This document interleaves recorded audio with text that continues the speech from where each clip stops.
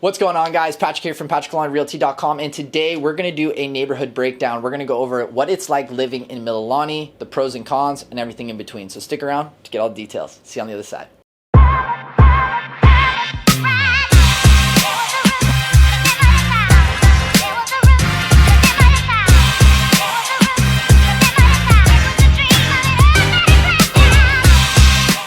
All right, guys, like I mentioned before, we're going to show you what it's like, what some of the pros and cons and living in Mililani is like. We're going to go over Mililani Town and Mililani Mauka, what the differences are, and everything in between. But before we do, if you guys could do me a huge favor, it really helps with the algorithm if you could smash that like button, click the bell and notification if you want to get notified whenever I drop new videos. And while you're at it, why don't you check out some of my social media accounts and feel free to message or DM me if you have any questions. Okay, that's enough of that. Let's jump right into it. Okay, guys, a brief history on Mililani. So Mililani is broken up into two areas. We have Mililani Town and Mililani Mauka.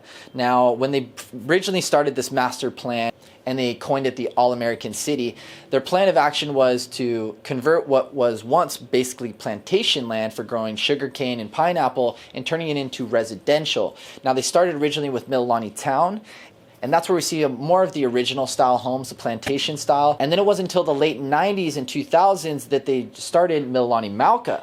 And Mauka means mountain. So we actually have a lot of newer developments, homes up in the hills. They're usually bigger lots, double wall construction. Now, Mililani Town and Mililani Mauka is actually split by the H2. And that's why actually Mililani became very popular in the 1970s is as soon as they put the H2 there, it made it much more accessible to get to and made it much more attractive for anybody looking to purchase a home in a family-loving neighborhood. And that pretty much wraps up how Mililani works. So let's go into the pros and cons of living in this beautiful area. Okay, now let's get into pro number one, centrally located. Now, one of the things I love about living out here in Hawaii is nothing is really too far away, but one of the beauties of Mililani is you're literally in the center of the island, so you can literally get anywhere you want, whether it's the North Shore, Kailua, Kaneohe, Town, West Side, anywhere you want, is usually about 30 to 45 minutes away, given that there isn't any traffic. But that makes it very convenient and nice if you are looking to explore the island or check out different areas and know that you're not on one side completely. You're right in the center and you can get to wherever you need in a pretty reasonable time. Pro number two, rec centers. Yes, Mililani has 7 rec centers. Yes, 7 rec centers. These 7 rec centers are actually accessible not only to people who own property, but even people who rent property completely free. Now, some of these rec centers have everything from pools, jacuzzis, indoor basketball, business office centers, halls for you to rent for parties or events or classes that you're running, outdoor playgrounds for the keikis, of course, tennis courts, and tons of outdoor fields. So you're definitely going to want to check that out, and it's a huge benefit for living out in Mililani. Pro number 3, big box store convenience. Now, once again, if you're looking for big box stores, Mililani does offer a lot of different big box stores and the convenience of basically whatever you need all in one place.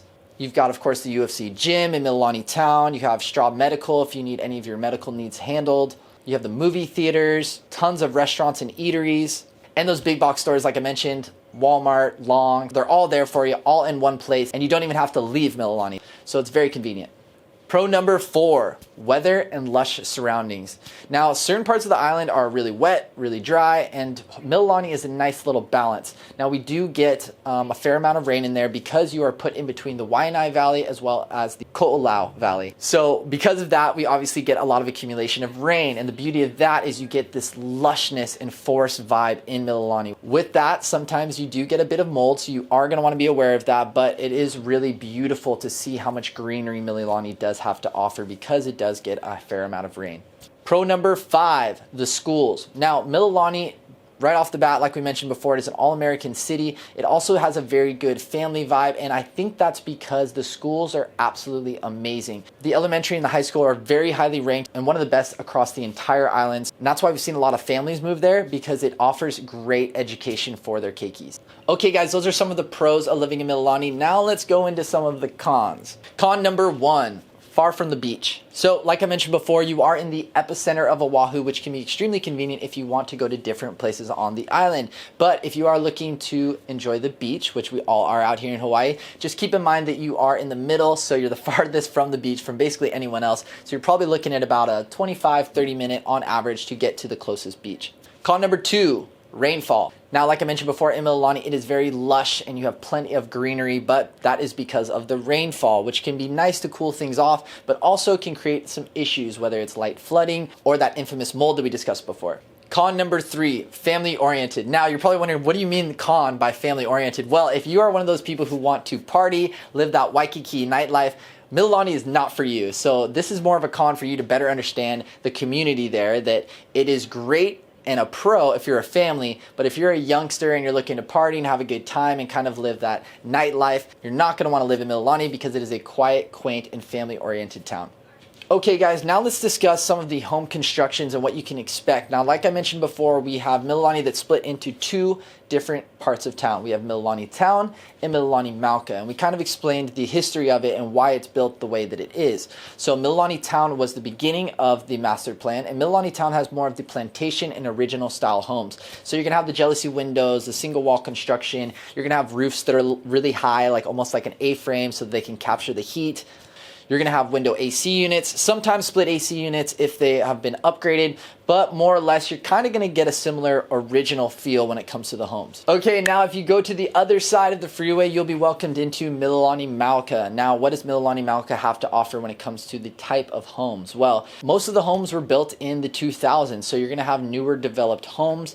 You have some bigger lots, anywhere between 5,000 and 10,000 square feet, some even larger than that. And you're gonna have double wall construction, dual pane windows. Sometimes they have solar, split AC, or a lot of them have central AC.